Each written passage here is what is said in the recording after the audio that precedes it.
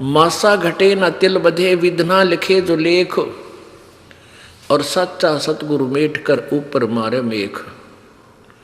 मासा घटे ना तिल बधे, यानी कोई भी परिवर्तन आपके सुख या दुख में ना कोई नियमन कर सकते ना उसको बढ़ा सकते। कौन? परमेश्वर कबीर जी को छोड़कर, परम अक्षर ब्रह्म के अतिरिक्त। तो जब तक हमें सत्साधना नहीं मिलती, परमेश्वर की शरण नहीं मिलती, तो हम अपना प्रारब्ध ही प्राप्त कर रहे होते हैं। अब मान लीजिए कोई ये सोचे कि मैंने एक कार खरीद दी, एक कोठी बना दी, 10 एकड़ जमीन और मोल लेकर बच्चों को दे दिया। ये आपका चाहा नहीं, आपके संस्कार में पूर्व निर्धारित था।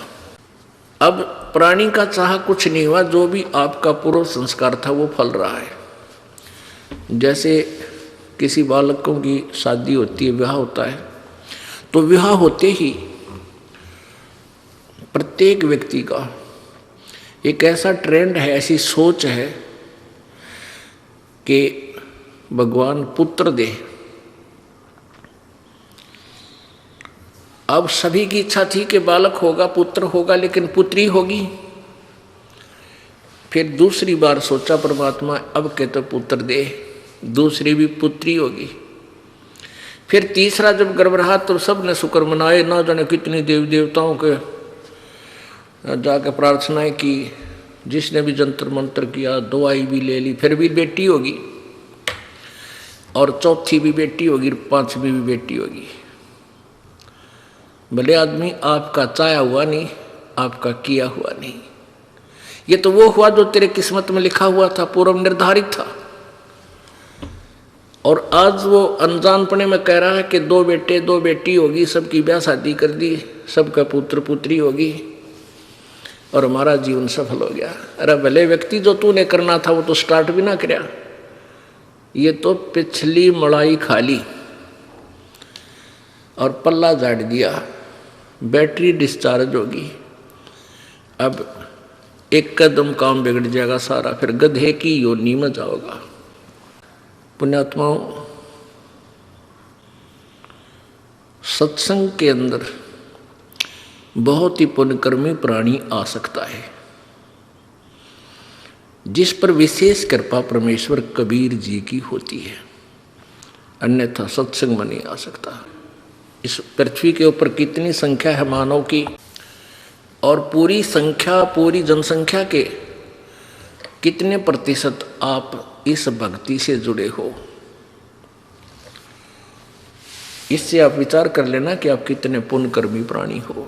चाहे कोई दुख में आया है, चाहे कोई सुख में आया है, चाहे कोई अपना कष्ट निवारण करवाने के लिए यहाँ आया है, या कोई परमात्मा पाने के लिए आया है, दोनों ही पुण्यकर्मी प्राणी हैं। उनके पिछले पुण्य जन्म जन्मांतर के शुभ कर्म, भक्ति वाले जो शुभ कर्म थे, वो बहुत ही पुण्य हैं, बहुत ही अच्छे हैं। और जो आज मान लिए किसी के पास धन ज़्यादा है, पैसे वाला व्यक्ति है, वो भी परमात्मा की शरण में आया है, और एक बिल्कुल निर्धन आदमी है, बिल्कुल निर्धन व्यक्ति है, और वो भी शरण ग्रहण किए है, तो दोनों ही विशेष पुण्यकर्मी प्राणी हैं भक्ति सतर के। और बाकी रही बात जो पुण्य की, किसी के पास कार है, कोठी है, पैसा है, उसने पिछले जन्म में धर्म घना किया हुआ है, दान किया हुआ है, और जिसको ये भक्ति प्राप्त हुई है और उसके पास धन नहीं है, गरीब व्यक्ति है, निर्धन है, उसने पिछले जन्म में दान नहीं किया। केवल दान का डिफरेंस है, ये कोई बड़ी बात नहीं बताई परमात्मा ने। लेकिन अब अपने सारे ज्ञान न समझ कर प्रॉपरली दान भी करे और नाम भी श्रवण करे। इस बात ने याद रखे कि पार होने तो उद्देश्य है अपना, सतलोक चलने का उद्देश्य तो है ही है। किसी कारण से पैर फिसल भी जावे और ना जाने पाओगे तो कम से कम नेक्स्ट जन्म हो भी गया आपके, जब तक ये फिर सतयुग कलयुग आएगा, तब तक कम से कम रोटी की समस्या तो हल हो ही पाओगी आप। इस दृष्टिकोण से भी आपने दान करना चाहिए। और फिर ये पांचों यज्ञ भक्ति रूपी फसल में ये खाद और सिंचाई का भी कार्य करती हैं। इस उद्देश्य से भी इसमें पीछे नहीं रहना चाहिए। अब दान की क्या व्यवस्था है? जैसे एक व्यक्ति के पास 2 करोड़ रुपये है और उसने 20,000 दान कर दिए, बहुत अच्छा दान है, कमाल कर दिया। और एक व्यक्ति के पास 2,000 रुपये हैं और उसने 500 दान कर दिए, ये उस 20,000 वाले से ज़्यादा दान है उसका। तो पुण्यात्माओं, इस दृष्टिकोण से, लेकिन दोनों ही दान करने वाला सच्ची श्रद्धा से और बगैर किसी इच्छा से। उसके एक तो हम दान करते हैं प्रतिफल की इच्छा करके, प्रतिफल के भी मेरा ये हो जा, छोरा नौकरी लग जा, लड़का नौकरी लग जाए, एक पाठ कराऊं, या भैंस ठीक पैसे की बिक जाते, एक पाठ कराऊं, और भी कई चीज होती हैं, उसके 100 रुपये दर देता हूं, ऐसा काम हो जाए। ये तो आपका यही बराबर हो जाएगा। जो ऐसे आपने जो डिमांड कर ली बालक से और वो दान कर दिया, काम आपका होगा, लेकिन वो दान यहीं पैरेलल हो गया आपका, इसका आगे कोई बेनिफिट नहीं। और एक दान होता है नी इच्छा, बगैर किसी मनोकामना के पूर्णा के जो दान किया जाता है, वो दोनों फल देता है आपको। यहाँ की सुख जो भी आवश्यकता होगी आपको, वो अवश्य प्रभु देगा और उसका पुण्य आपको सत्य यानी आगे चलने वाली कमाई में भी आपको मिलेगा। परमात्मा कहते हैं, राम रटत दारिद्र भला, चाहे टूटी घर की छान, और ये सुंदर महल किस काम के जहां भक्ति नहीं भगवान। तो पुण्यात्मा, प्रसंग चल रहा है कि परमात्मा के दरबार में बहुत ही पुण्यकर्मी प्राणी आते हैं। वैसे तो परमेश्वर की चाह में, प्रभु की चाह में भोली आत्माएं कोई तीर्थों पर जा रही है, कोई संतों के पास लाखों और करोड़ों की संख्या में एकत्रित हो चुके हैं। उनके विषय में परमात्मा कहते हैं कि देखा देखी गुरु शिष्य बन गए, किया ना तत्व विचारा। देखा देखी कैसे जाते हैं? जैसे एक पंथ के, जो बहुत बड़ा पंथ है वर्तमान में, बहुत बड़े ज़्यादा अनुयायी हैं उसके, तो उनके अधिक अनुयायी होने का कारण क्या था? एक बार एक शहर में, रोहतक में सत्संग हो रहा था पुलिस लाइन में। उन्हीं उस बहुत बड़े जनसमूह जहाँ लाखों करोड़ों की संख्या में बौड़ी आत्मा इस काल के दूतां में फंसी बैठी है, उनका सत्संग हो रहा था रोहतक पुलिस लाइन में। कोई भगत करा रहा था, संडे रविवार का दिन था और हम भी वहाँ चले जाते थे। एक भगत रहता था हमारा पुलिस लाइन में, वहाँ पर परमात्मा का भक्त। हम वहाँ गए तो देखा वहाँ सत्संग हो रहा। हमने इस दृष्टिकोण से सुना, वहाँ साथी था उनका मकान, उन्हीं के आंगन में बैठकर। तो वो क्या कह रहे थे कि आज कर्नल साहब आएंगे, प्रवचन करेंगे, बार बार ये रह कर कह रहे थे। और आसपास उन्होंने यही कह रहा था कि कर्नल साहब आएंगे और आज के प्रवचनकर्ता वो होंगे। तो जब वो आम व्यक्ति ये सोचता है कि ये कर्नल साहब यहाँ आए हैं, तो ये तो बहुत बड़े बुद्धिमान समझदार व्यक्ति हैं, इन्होंने ज्ञान को समझा है और ये फिर आगे बता रहे हैं, इसलिए हमें कोई शंका की गुंजाइश नहीं रही कि जहाँ ऐसे अधिकारी अफसर भी यहाँ आए हैं। तो वो भोली आत्मा काल के जाल में न्यों फंसती चली गई। अब उस कर्नल साहब ने अपनी मिलिट्री के बारे में तो जानकारी हो सकती है, लेकिन अध्यात्म ज्ञान को वो के जाने। जैसा भी रंग उस नकली गुरु ने रंग दिया, उस भोली आत्मा ने स्वीकार किया और आगे फिर वक्ता बन गया। आप तो जीवन बर्बाद कर ही रहा है और लाखों हजारों की संख्या में काल के जाल में फंसाने का अपराधी और बन गया। तो वहां ऐसे चली गई बोली आत्माएं। जैसे ये दास पहले साला सर जाया करता, चूरू जिला राजस्थान के अंदर एक हनुमान जी का मंदिर है, आसपास क्षेत्र में वो बहुत वेल नोन है। ये दास हनुमान जी का पुजारी था, बहुत अच्छा, क्योंकि श्रद्धालु श्रद्धालु ही होता है, उसका ब्लाइंड फेथ होता है।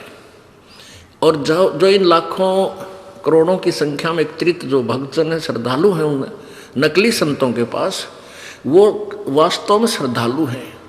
वो बिल्कुल कोई ऑब्जेक्शन ही नहीं करते अपने दिमाग में, गुरु जी क्या बता रहे हैं वो सुनते सुनते रहते।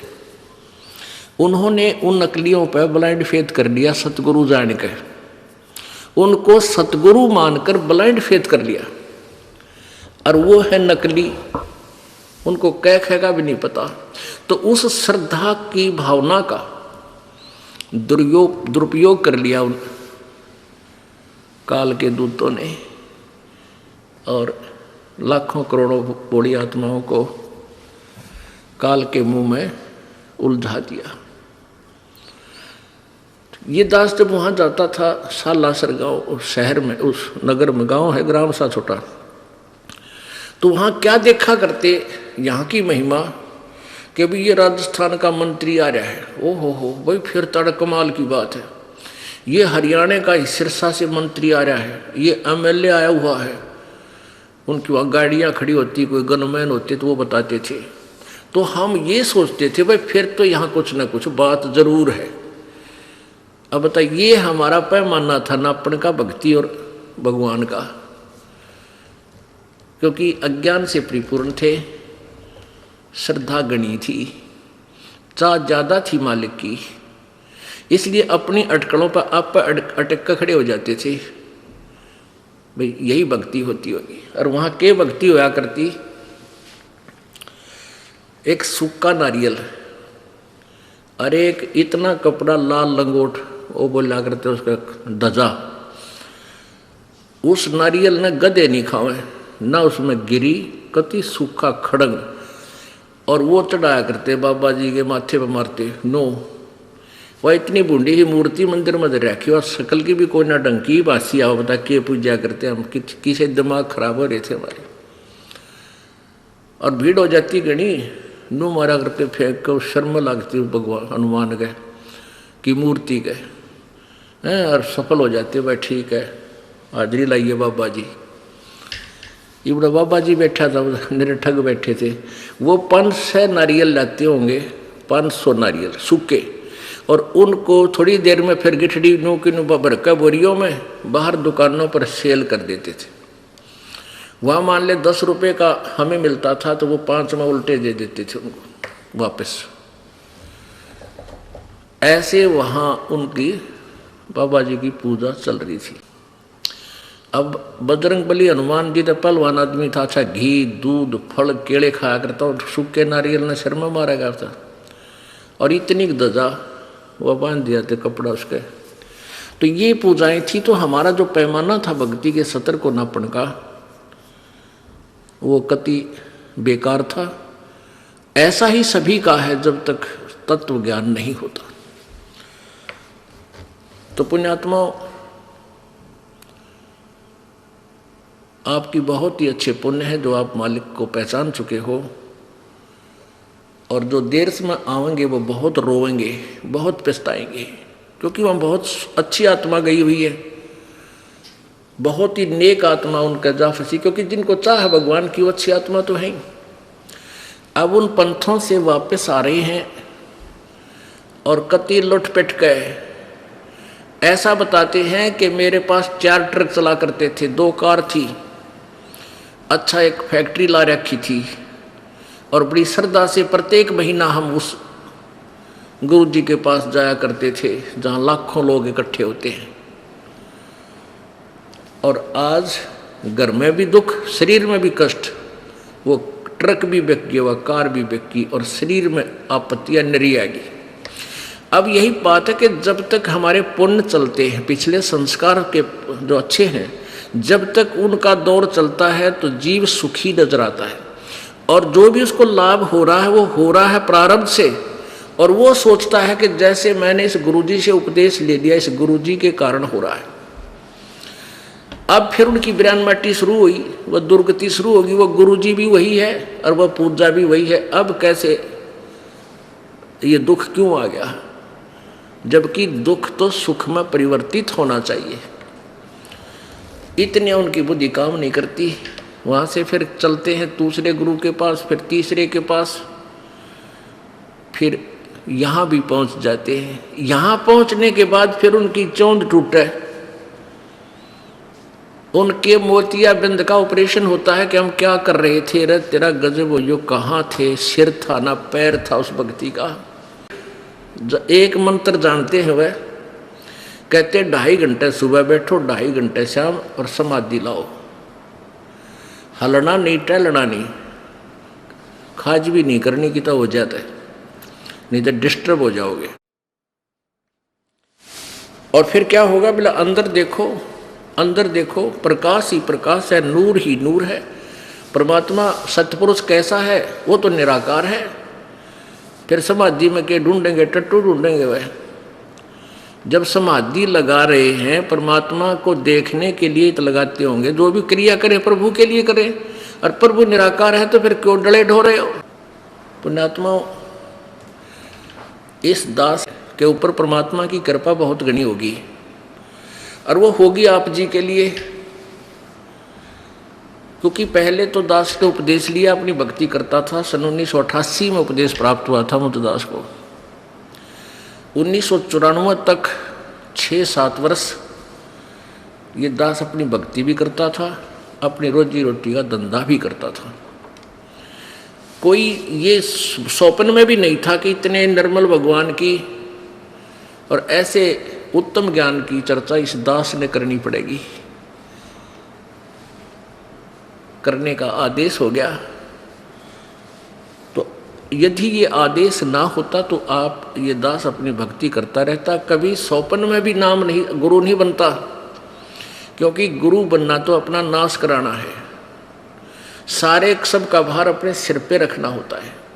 और जब आदेश हो जाता है परमेश्वर का, गुरुजी का, जो गुरुजी कनेक्टेड है परमात्मा से, उनकी एक परंपरा होती है, उस नियम से चलते हुए, तो फिर वो गुरु दोषी नहीं रहता। क्योंकि जैसे एक एसएस बोर्ड होता है, एसएस बोर्ड का एक चेयरमैन होता है, वो गवर्नमेंट के द्वारा नियुक्त किया जाता है, अपॉइंट किया जाता है, उसको अधिकार दिया जाता है, आप ऐसी जो टर्म एंड कंडीशन पूरी करते हैं जो कैंडिडेट, उनको इस पोस्ट के लिए आप उनकी अपॉइंटमेंट कर सकते हैं। तो वो 4 लाइन लिख देता है, you are hereby appointed for the post of such and such, your pay and salary will be such and such, और नीचे अपने साइन कर देता है। पेन भी सरकार का, इंक भी सरकार की, टेबल मेज कागज भी सरकार का, और साइन वो करता है। तो उसके द्वारा किए गए साइन से उस बच्चे को नौकरी मिल जाती है, कैंडिडेट को, और सरकार उसको तनख्वाह भी देती है, सारा भत्ता भी देती है, और उसको पेंशन भी देती है। उस चेयरमैन ने अपनी जेब से 54 भी नहीं देनी पड़ती उस कैंडिडेट को।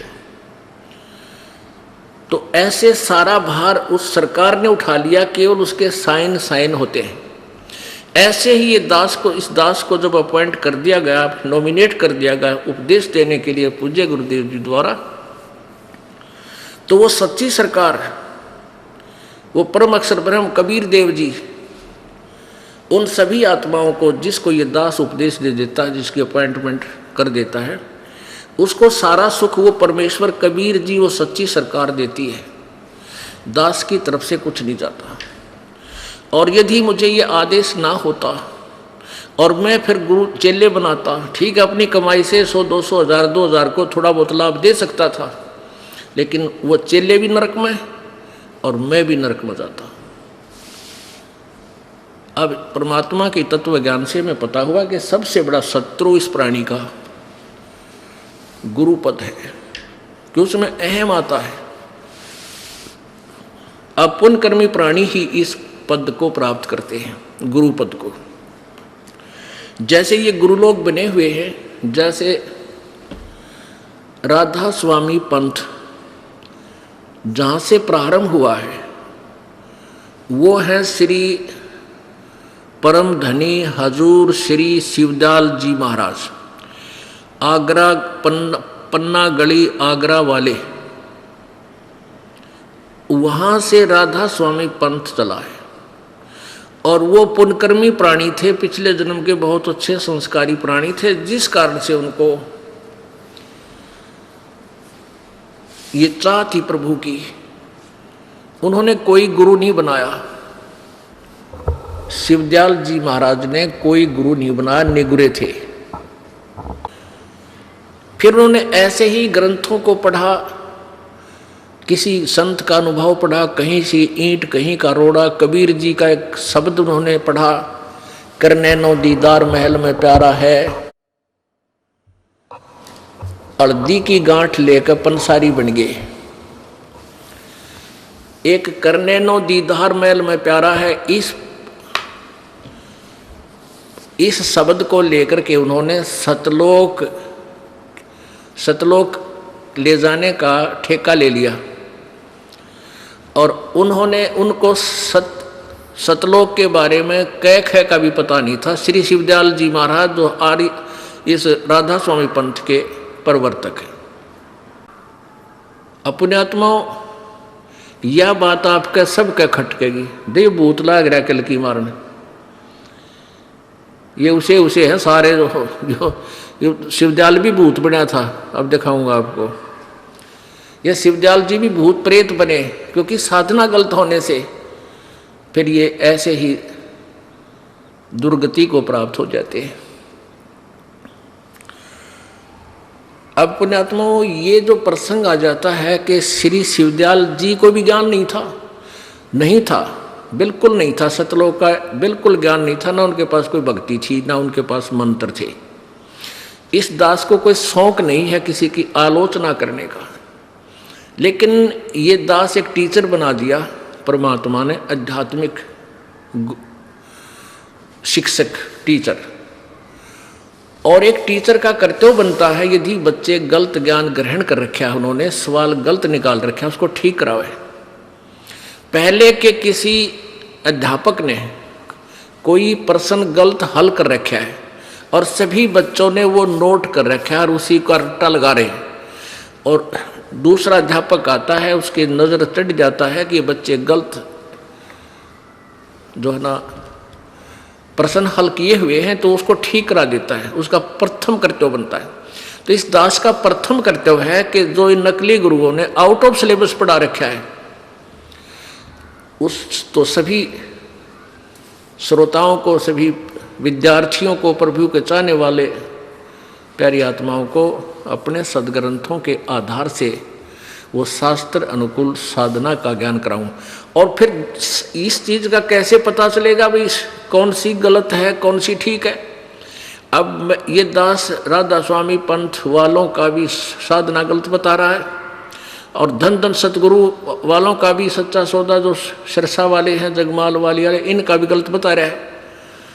वो गलत है तो बता रहा हूँ, नहीं मुझे शौक नहीं। आज एक इतना फॉरवर्ड हो गया है समाज, मानव समाज, यदि कोई किसी संत के बारे में कोई भी टिप्पणी करता है तो उस पर मुकदमे शुरू कर देते हैं। लेकिन ये दास 10 वर्ष से यही आवाज़ लगा रहा है, किसी की हिम्मत नहीं पड़ती कि जाओ कोर्ट का दरवाज़ा खटखटा दे। हाँ, बदनाम जरूर करने लगे, गुंडा है, बदमाश है, चोर है, उस आश्रम में बकवाद करते हैं। अब उनके पास ज्ञान तो रहा नहीं, फिर और क्या बोल रहे हैं। उनका उद्देश्य यही है कि जनता वहाँ जावा नहीं, रामपाल से नफरत करे, कहीं तुम्हारी पोल ना खुल जाए। तो ये कितने दिन तक चलेगी उनकी? अब ये चाल ज़्यादा नहीं चलेगी, क्योंकि अब शिक्षित समाज है, बहुत बुद्धिमान मनुष्य है, मानव है, और सब समझता है ये कौन से कहाँ बोल रहे हैं और वास्तविकता क्या है। अब ये दास अपनी जबान से कुछ नहीं कहेगा, आलोचना नहीं कर रहा किसी की। जैसे एक बार किसी ने 1000 के नोट, 500 के नोट नकली छाप दिए, और सरकार ने क्या किया कि दोनों नोट, ओरिजिनल एंड डुप्लीकेट, दोनों टेलीविजनों में, समाचार पत्रों में प्रिंट कर करके दिखाए कि भी ओरिजिनल की ये पहचान है, डुप्लीकेट ऐसा होता है, सावधान रहना कहीं लुट ना जाओ। तो क्या सरकार आलोचना कर रही थी किसी की? नहीं, एक बहुत बड़ा उपकार किया। गरीब आदमी जिसके पास 2-4 हज़ार रुपये और वह नकली हो, वो तो गया काम से। ऐसे ही पुण्यात्माओं, आपका जो धन बर्बाद हो रहा है, व्यर्थ हो रहा है, ये मनुष्य जीवन का जो धन है, इसकी कीमत इस तीनों लोकों के बराबर भी नहीं है, एक श्वास की। और आप इतनी हानि कर रहे हो, आपकी इतनी हानि हो रही है यथार्थ भक्ति ना करके। तो दास का कर्तव्य बनता है कि जगाऊं, दूर दूर तक जगाऊं। अब जैसे ये क्रोथा कांड होया, इस क्रोथा कांड का यही कारण था कि इस नकली महर्षि दयानंद की पोल खोल दी इस दास ने। और सत्यार प्रकाश नामक जो पुस्तक दयानंद जी ने छापी थी, अपना स्वानुभव लिखा है, तो उसको हम एक बहुत उत्तम पुस्तक माना करते, यानी वेदों से भी प्रथम उसको महत्व देते थे कि वेद हम नहीं पढ़ सकते। और महर्षि दयानंद जी ने वेदों का ही निष्कर्ष निकालकर सत्यार प्रकाश में डाल रखा है। यही हमारे लिए सफिशिएंट है, क्योंकि उन्होंने सरल करके इसमें लिख दिया बस, और वो वेदों को सत्य मानते हैं। इस दृष्टिकोण से हम इस नकली, इस सत्यार प्रकाश को, इस नकली ज्ञान युक्त, डुप्लीकेट ज्ञान युक्त, वेद विरुद्ध ज्ञान युक्त पुस्तक को उत्तम मानते थे, अपने सीने से लगा कर रखा करते थे। और जब इस दास के ज्ञान नेत्र परमेश्वर ने खोल दिए, तब उस दृष्टि से, ज्ञान वाली दृष्टि से देखा, और सदग्रंथों वाले तराजू में जब तोल के देखा, ये सत्यार प्रकाश तो एक अन्य का भी नहीं, पूरा वेद विरुद्ध ज्ञान से परिपूर्ण है। समाज नाश का इसके अंदर पूरा व्यवस्था है, सुधार तो 100 कोस भी नहीं है। तो इन लोगों ने 2003-4 से संघर्ष शुरू किया था। हमने समाचार पत्रों में सारा विवरण दे दिया, अपनी ऐड दे गए। तो बुद्धिमान व्यक्ति तो समझ जाते थे, लेकिन आम व्यक्ति ये सोचता था कि वह महर्षि दयानंद पर उंगली उठा हुआ है, रामपाल पागल है। महर्षि दयानंद तो बड़े विद्वान पुरुष थे। एक दंत कथा के आधार से हमने उनको एक सुप्रीम जो है ना विद्वान मान रखा था। अगर ये महर्षि होते तो दास के सिर में दर्द थी कि भाई मैं इनको गलत कहूँ, मेरे जैसा नीच नहीं जाए किसी महापुरुष के बारे में गलत शब्द बोला, जुबान कट जानी चाहिए, इतना पाप है इसका। तो ऐसी गलती दास नहीं कर सकता। तो उनके पास जो समाचार पत्रों में उनके कति पोल खोल दी, उनके पास कोई विकल्प नहीं रहा आर्य समाज के आचार्यों के पास। तो उन्होंने अपने अनुयायियों को भ्रमित करना शुरू कर दिया कि रामपाल गंदा है, महर्षि जी की जो है ना मिथ्या आलोचना करता है, और फिर उस आश्रम में ऐसा होता है, ऐसा होता है, गंदे लोग रहते हैं वहाँ, ऐसी लड़कियाँ रखते हैं, फलान करते हैं। मतलब वो बकवाद गढ़ दी जो कि तो देखी जाना सुनी जा। ऐसी बकवाद समाचार पत्रों में भी छपवा दी दुष्ट आत्माओं ने, लेकिन साच को आँच नहीं होती। अब वो कोर्ट तक नहीं जा सके कि ज्ञान के ऊपर कोई उंगली उठा दे। अगर उनको गलत लगता था, मैदान में आते, न्यायालय में जाते, अगर उनको जरा सा भी कोई पॉइंट मिल जाता तो तुरंत जाते वो। लेकिन वह दाल ना गली तो ऐसे बकवाद शुरू कर दी। ऐसे ही सभी संतों के बारे में दास ने 10 वर्ष से कंटिन्यूस करता आ रहा है कि तुम्हारा ज्ञान गलत है, तुम्हारी भक्ति साधना गलत है, तुम शास्त्र विरुद्ध साधना बता रहे हो। और इस परमेश्वर के सार संदेश में एक विशेष सब्जेक्ट, एक विशेष अध्याय बना रखा है जिसमें सबकी कति पृष्ठ वाइज लिख रखा है कि ऐसे ऐसे आपकी उस पुस्तक पे ऐसा लिखा, उस पे ऐसा लिखा, जो कति वेद विरुद्ध, संत मते के विरुद्ध है। कोई नहीं बोलता, ज्ञान पे नहीं बोलता, और बकवाद ये कितनी कर लो वो बात अलग है।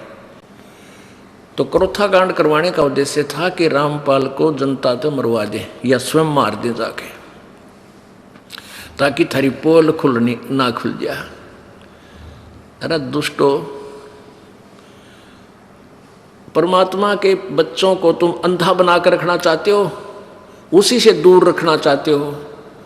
जालिम लोगों, तुम्हारा कहाँ ठिकाना होगा।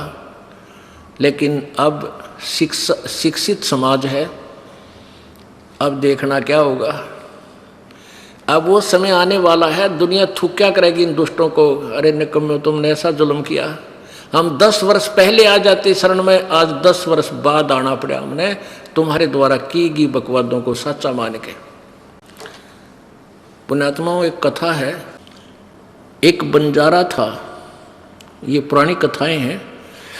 एक बंजारा था, बंजारा होता पहले बिजनेसमैनों को बंजारा कहा करते थे।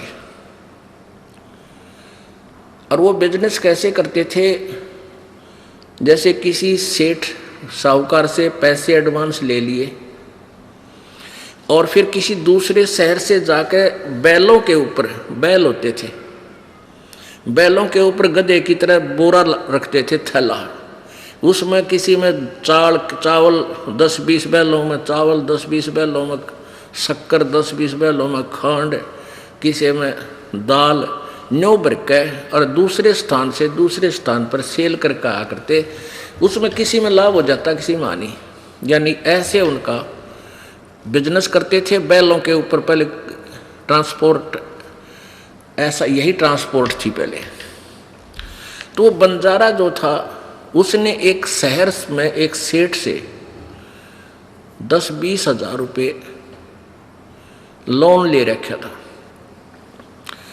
और उस सेठ का जब उसका समय हो गया, कितने समय के बाद मैं तेरे दे दूंगा, वो नहीं दे सका। उस साहूकार ने काफ़ी दबाव दिया, भाई मेरे पैसे दे, बहुत समय हो गया। उसके पास एक कुत्ता था, बंजारे के पास, बहुत ही वफादार। तो सेठ को उस बंजारे ने उस कुत्ते के गुण बताए कि ऐसे ऐसे ये कुत्ता बहुत ही वफादार है और हम जंगल में रहते, हमारी जरा सी भी चोरी नहीं होने देता, बहुत दूर से, बहुत सूझबूझ से शत्रु को काबू कर देता है। तो भी आप ऐसे करो, ये एज ए, हाँ, उसने वो कुत्ता कहने लगे, कुछ पैसे मांगे सेठ थे। तो सेठ बोला, भाई मुझे कुछ थोड़ी बहुत धरोहर दे, कुछ आभूषण दे, ताकि मैं तुझे पैसे दे सकूं। तब उसने उस कुत्ते के गुण गिनवाए कि मेरे पास ये कुत्ता सबसे जो है वैल्यूएबल है, ये सबसे कीमती वस्तु है मेरी, और आप इसको गिरवी रख लो और मुझे 20,000 रुपये दान दे दो। पहले 20,000 था, 20 लाख के बराबर थे। तो सेठ ने सोचा, भाई ठीक है, कुत्ता रखवाली भी करेगा, बढ़िया, बताओ, बंजारे कुत्ते बहुत अच्छे होते हैं। वो ले गया। अब वो ले गया तो क्या हुआ, एक दिन सेठ के घर पर चोर आ गए, चोर के डाकू आ गए और बंदूक, तीर, गोली ले रखी, बंदूकें। अब कुत्ता बैठा था, उसने सोचा यदि तू शोर करेगा तुझे भी मारेगा और तेरे मालिक ने भी मारेंगे ये पैसे, जिसके पास वो रखवाला रह रहा था। तो कुत्ता बोला नहीं, सोने का बहाना कर दिया। अब वो डाकू थे, पैसा काफ़ी उठा के, बहुत सारा पैसा लेकर चल पड़े। अब कुत्ता दूर से देखता रहा उनको, उसके पीछे पीछे चलता रहा। उन्होंने जाकर के एक वृक्ष के नीचे गड्ढा खोद कर उसमें दाब दिया, क्योंकि सूर्य उदय होने वाला था। और वहाँ खूब ऐसे ही सूखा रेत डाल के ऐसा कर दिया जैसे यहाँ कुछ नहीं दाब रखा। उस स्थान को देखकर कुत्ता वापस आ गया। उधर से सेठ और वहां के लोग जागे, देखा कि बड़ा नुकसान हो गया सेठ का, तो कई लाख रुपए का नुकसान हो गया। सोना चांदी गहने पैसे बहुत ले गए लोग। तो बहुत हाहाकार मची, बहुत दुखी हो गए। और वो कुत्ता क्या करे, उस सेठ के धोती पकड़े और इधर चलने की तैयारी करे। अब सेठ ने सोचा ये लाड करे तेरे ते, उसकी ओर ध्यान नहीं दे, उधर से दुखी गना। तो एक बुद्धिमान व्यक्ति ने कहा इस कुत्ते की देखो ये क्या कहना चाहे है। वो धोती पकड़कर आगे को चल पड़ा। तो वो सेठ बोले वो चलो तुम इसके पीछे पीछे। वो समझ गया तो आगे आगे चल दिया। उसने जाकर के वो स्थान वहां खोदना शुरू किया पंजों से। तो बुद्धिमान लोगों ने वो खोदा तो सारा धन पा गया। अब वो सेठ बड़ा खुशी हुआ, अब भाई कमाल कर दिया। उस बंजारे ने जैसी महिमा बताई थी इस कुत्ते की, भाई ये तो वैसा ही मिला। आज मेरे को बहुत लाभ, कई लाख रुपए का नुकसान मेरा बचा दिया। तो उसने क्या किया, एक चिट्ठी बना दी बंजारे के नाम। उस पर लिख दिया कि भी तेरे कुत्ते ने आज मेरे को कई लाख रुपए का फायदा कर दिया, और मैं तेरा 20,000 रुपये का जो कर्ज भी माफ करता हूं और तेरे कुत्ते को भी वापस देता हूं। और वो लिख कर सारा उसके गले में चिट्ठी बांध दी और कुत्ते को भेज दिया। कुत्ता समझ गया। वो जब बंजारे के पास आया तो उसने दूर से देखा कि कुत्ता आ गया।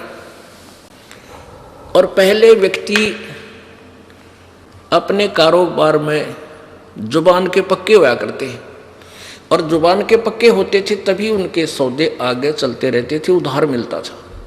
तो उस बंजारे ने सोचा ये कुत्ता आज मेरी बेइज्जती करा दी इसने, और धोखा देकर उस सेठ को छोड़कर आ गया। और वो क्या सोचेगा कि उस बंजारे की सूझबूझ की चाल थी, इस कुत्ते को समझा के भेज रखा था तू बाज जाइए, इसने तो मेरी नाक काट दी।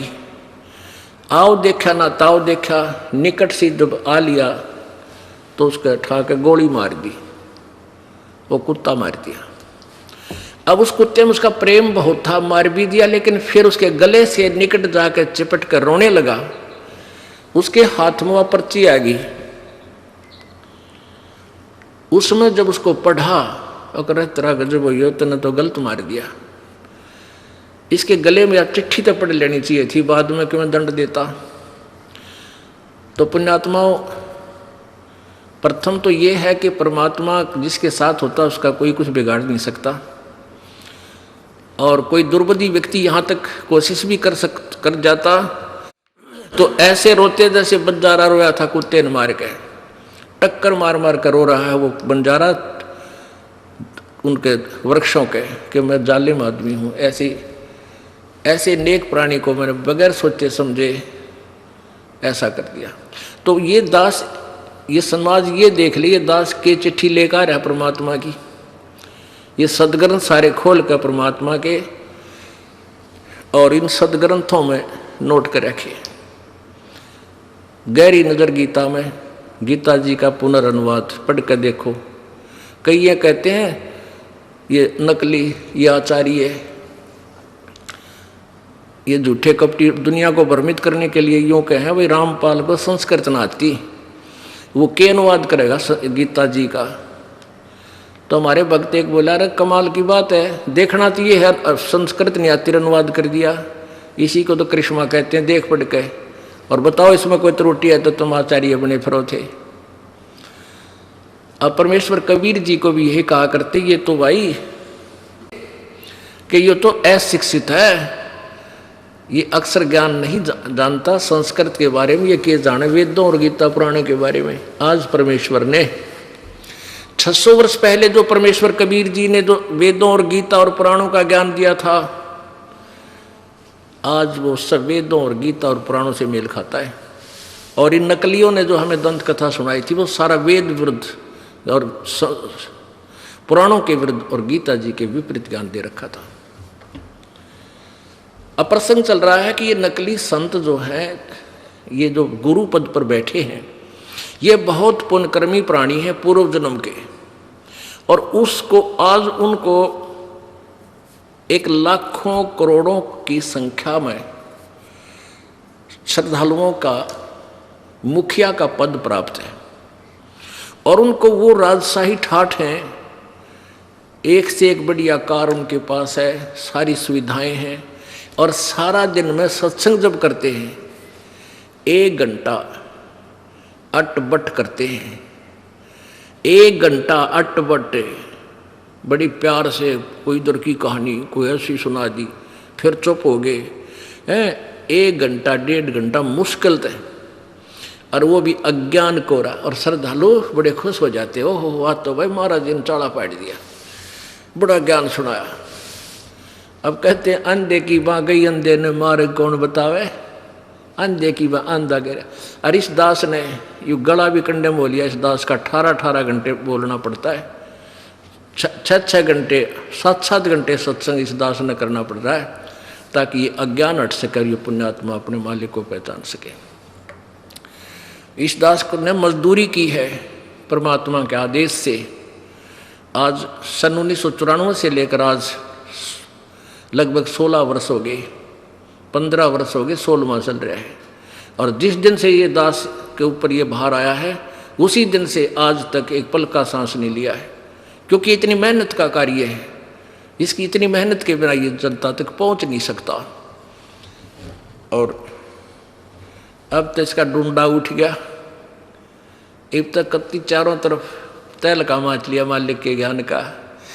ये पुस्तक भक्ति सौदागर को संदेश, ये जगह जगह बांटी जा रही हैं, बहुत ही कम कीमत में। कीमत भी इसलिए ले रहे हैं कि यदि हमने पहले फ्री देने की बहुत फ्री बांटी, जैसे ये परमेश्वर का सार संदेश जो 100 रुपये से भी ऊपर हमें छप कर पड़ता था, गहरी नज़र गीता में भी सैकड़ों रुपए में बनती थी, हम फ्री दिया करते ताकि समझ सकें।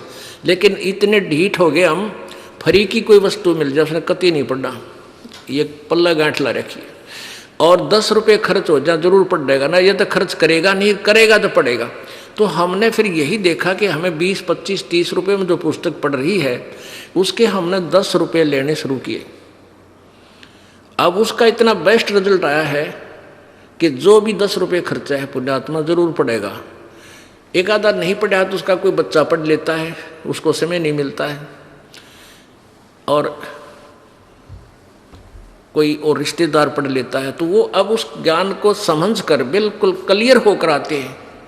हम पूछते हैं भाई कैसे कृपा हुई परमात्मा की आपके ऊपर यहाँ आने में, कैसे आए? कहेंगे जी आपकी वो पुस्तक पढ़ी भक्ति सौदागर को संदेश, कैसा ज्ञान लगा, ओहो ज्ञान क्या बस कमाल कर रखा है। ओहो हम 20 वर्ष राधा स्वामी पंथ में थे, कोई काम 30 वर्ष तक वहाँ डले डोए, कुछ भी नहीं था वहाँ पर, कोई धन धन सतगुरु न रो रहा है कि तक कोई है उस हंसा देश वाला न रोया है कि देख खो दिया जीवन हमारा, कुछ भी नहीं था उनके पास। तो ये जो जितने लेट आवेंगे उतने पछतावेंगे और कोसेंगे उन दुष्टों को जिन्होंने इस दास के ऊपर इतने झूठे आरोप लगा दिए कि उन भोली आत्माओं को हमसे कोसों दूर कर दिया जिन्होंने ये लाभ उठाना था भगवान का। लेकिन ऐसी बात नहीं है, परमात्मा कच्चे नहीं है, अपने बच्चों को फिर ग्रहण करेंगे, कोई तरीका अपनाएंगे और बहुत ही स्पीड से ही परमात्मा का ज्ञान पूरे विश्व में विस्फोट की तरह होगा और पूरा विश्व अचंभित हो जाएगा कि ऐसा ज्ञान और ऐसी साधना की तो देखी ना सुनी जो हमारे सदग्रंथों में विद्यमान है। तो इस तरह ये पूरा विश्व में मानव कल्याण भी होगा और आत्मा का उद्धार भी होगा। अब प्रसंग चल रहा था कि जैसे ये जो पुण्यकर्मी प्राणी हैं ये गुरुपद प्राप्त हैं, इनके पिछले संस्कार हैं, यदि ये गुरुपद पर ना आकर राजनीति में आ जाते तो ये अच्छे मंत्री या मुख्यमंत्री की पद भी प्राप्त कर लेते, क्योंकि इनके पुण्य हैं अच्छे। इनको दिशा दूसरी मिल गई तो वहाँ भी राजसी ठाठ हैं, करोड़ों की संख्या में उनके अनुयायी हैं, झंडे ठाए फिरें, जय जयकार करें हैं और वो पूरे राजा की तरह रहते हैं। तो उनके पिछले पुण्य हैं और जब ये पुण्य समाप्त हो जाएंगे फिर इनकी गेला वह दुर्गति होगी या ठाई जाना दरीजा। अब कैसे हुई प्रमाण देते हैं दास कि राधा स्वामी पंथ के मुखिया प्रमुख यानी सुप्रीमो, जहाँ से ये प्रवर्तक, जहाँ से ये पंथ का उत्थान हुआ है, यानी राधा स्वामी पंथ के प्रवर्तक, पंथ प्रवर्तक श्री शिवदयाल जी की के दुर्गति हुई और उनको कैसा ज्ञान था वो आपको आपके समक्ष रूबरू कराते हैं। अब ये है नकली और असली नोट आपके सामने करना। दास अपनी तरफ से कुछ नहीं कहता, ना कोई मिलावट करता, ना किसी की आलोचना करने की हिम्मत रखता। केवल शिक्षा का समय है, शिक्षित समाज है, नकली और असली नोट आपके सामने रख देगा, आप देख लोगे और बच जाओगे, बच जाओगे। इस अनमोल जीवन को बर्बाद करने से बच जाओगे।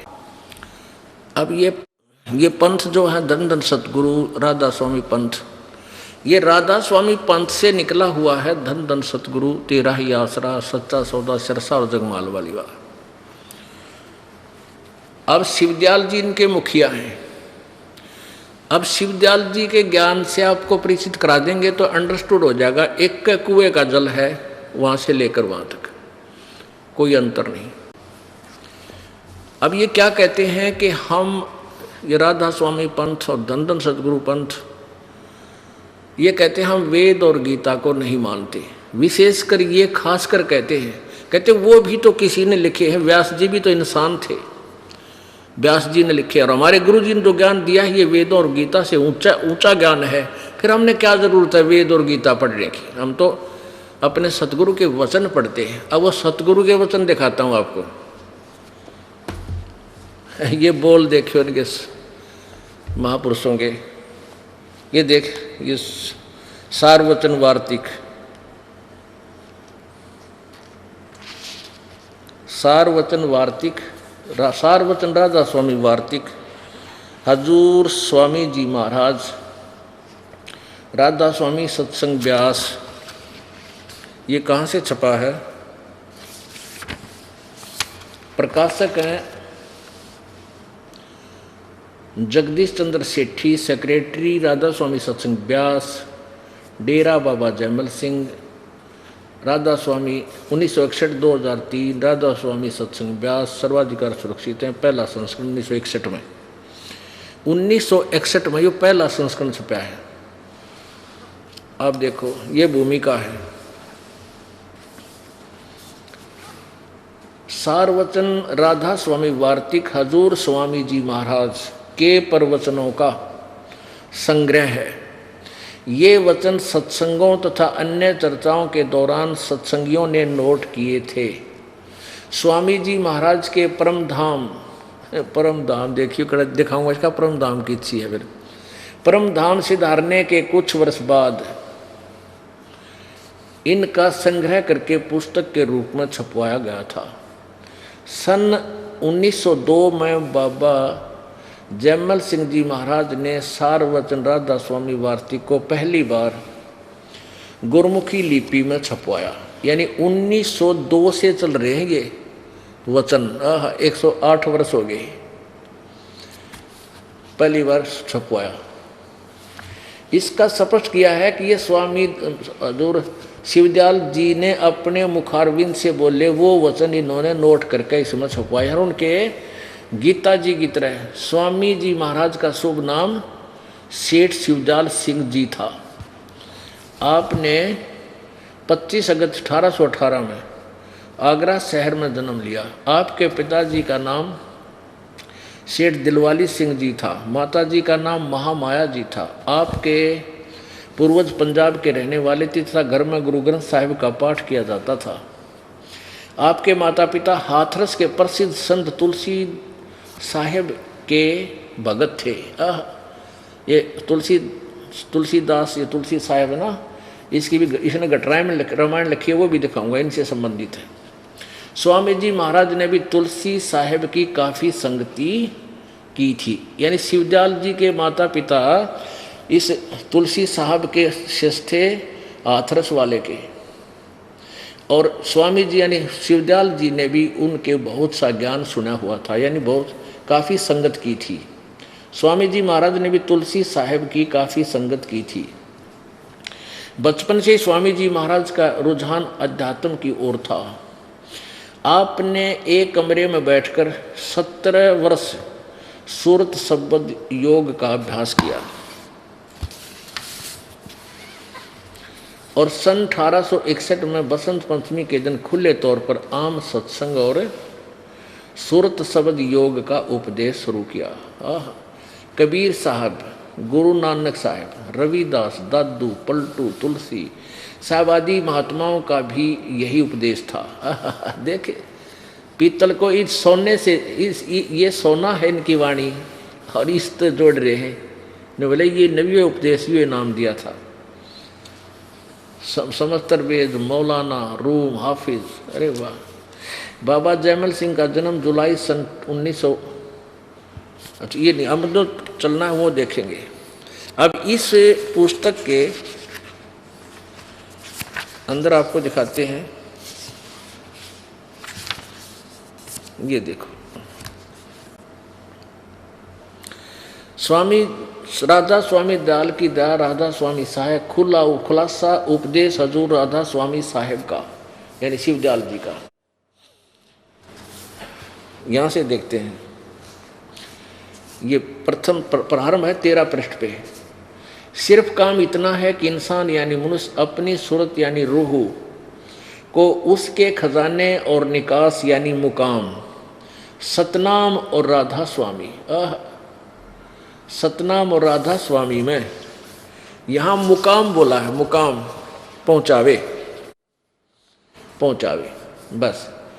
अब देखो इन्होंने सतनाम को यहाँ मुकाम बताया, सतनाम को ये देखिएगा, ये बताया कि यानी मुकाम सतनाम और राधा स्वामी में पहुँचाए। ये मुकाम माने स्थान, कौन कौन से? सतनाम भी स्थान और राधा स्वामी भी सतनाम। अरे वाह, आगे देखो।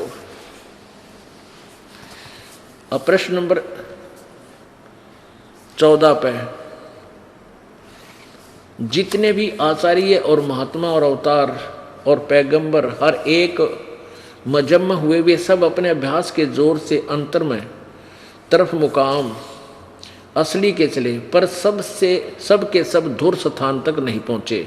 सो बहुत से तो मंजिल पहली पर और कोई दूसरी मंजिल पर पहुँचे, कोई बिरले साध और प्रेमी मंजिल तीसरी तक पहुँचे, और सिर्फ संत मंजिल 5वीं यानी सतनाम पर। अरे तेरा गजब मंजिल यानी स्थान बना रखा है सतनाम इन्होंने। और कोई विरले संत मंजिल 8वीं यानी राधा स्वामी पद तक पहुँचे। अब ये राधा स्वामी और ये सतनाम दोनों स्थान, इस स्थान से आदि सूरत राधा स्वामी सतान से आदि में सूरत का तंजुल यानी उतार हुआ, यानी राधा स्वामी स्थान ते नीचे सूरत आई। अब देखो, अब ये देखो आपने वचन नंबर 3 पढ़ा, गीता की तरह 2 लिख रखे हैं श्लोक इनके बना के परमानेंटली, कि देखो गड़बड़ ना कर दे। ये वचन था 1, ये पहला वचन जो अभी आपने पढ़ा प्रश्न नंबर 13 पे। अब 14 पे आपने पढ़ा वचन नंबर 3। अब वचन नंबर 4 में कमाल कर दिया, प्रश्न नंबर 15 पे वचन नंबर 4। अब समझना चाहिए राधा स्वामी पद सबसे ऊंचा स्थान है। राधा स्वामी सबसे ऊंचा मुकाम माने स्थान है, और यही नाम कुल मालिक और सच्चे साहेब और सच्चे खुदा का है। अरे वाह, जय हो बंदी छोड़ की। अपने आत्माओं कोई अनाड़ी नो कहे कि अब समझना चाहिए दिल्ली भारत की राजधानी है, ठीक है, और फिर कोई यूँ कहे कि प्रधानमंत्री भी दिल्ली ही है, दिल्ली ही प्रधानमंत्री है, तो कितना तो समझदार होगा, उसको उसका ज्ञान कैसा होगा उस बड़ोद का। तो ये स्थिति है इन अजूर स्वामी महाराज जी की। ये देखो, अब समझना चाहिए, ये 4वां 4था वचन। प्रश्न नंबर 15 पे। अब समझना चाहिए कि राधा स्वामी पद सबसे ऊंचा मुकाम है, यानी स्थान है, और यही नाम कुल मालिक यानी राधा स्वामी स्थान भी है, और ये सच्चे मालिक और सच्चे साहब का, सच्चे खुदा का नाम भी है। ये नाम कुल मालिक का भी है राधा स्वामी। और इस मुकाम से 2 स्थान नीचे, यानी राधा स्वामी स्थान तय 2 स्थान नीचे सतनाम का मुकाम है। अरे भले आदमी, यहाँ सतनाम का मुकाम और यहाँ सतनाम को खुद मुकाम बतावे, बता मुकाम सतनाम और वहाँ सतनाम का मुकाम, बता कोई सिर पैर है इनका? और तेरा गजब भैया। इस स्थान से देखो, इस मुकाम यानी राधा स्वामी मुकाम से 2 स्थान नीचे सतनाम का मुकाम है, यानी नीचे सतलोक है। ये अकय पद, अकय लोक को, अनामी लोक को राधा स्वामी कहे हैं, और उसने अगमलोक और अलखलोक छोड़कर तीसरा जो है 2 स्थान नीचे सतलोक को ये सतनाम कह रहे हैं। अच्छा आगे देखो नीचे, और है सतनाम का मुकाम जिसको संतों ने सतलोक, सतनाम को सतलोक, सचखंड और सार शब्द और सत शब्द और सतनाम और सतपुरुष करके बयान किया है। अरे थारा गजब भैयो, हे भगवान। ये है परम धनी के वचन, इनके राधा स्वामी श्री शिवदयाल जी हजूर साहब के शरण पैर इसका गीत है। नो कहे सतनाम को सतलोक, इसी को सतलोक, सचखंड, सार शब्द, सत शब्द और सतनाम सतपुरुष करके बयान किया है। अब किसी ने जिंदगी में कार देखी नहीं, ना तो सुन रखा है, और ना पेट्रोल देखा, ना ड्राइवर का बेरा, वो कित बैठ कर चलाया करे, कार होती कैसी है, कहाँ चलती है, सड़क भी सुन रखी है। और उससे कोई पूछता है जंगली से कि कार, तू कहता मैं कार में घूम के आता हूँ, तो बताओ कार कैसी है, किसको कहते हैं कार, और सड़क किसको कहते हैं, पेट्रोल किसे कहते हैं। कोई पूछे उस जंगली थे जंगल में जो झूठ बोलता है बगैर देखी सुनी सुनाई कह रहा है, तो वो क्या उत्तर देता है कि पेट्रोल किसे कहते हैं, कार को ही पेट्रोल कहते हैं। सड़क किसे कहते हैं, कार को ही सड़क कहते हैं। ड्राइवर किसे कहते हैं, ड्राइवर कार को भी ड्राइवर को भी कार ही कहते हैं, कार को ही ड्राइवर कहते हैं।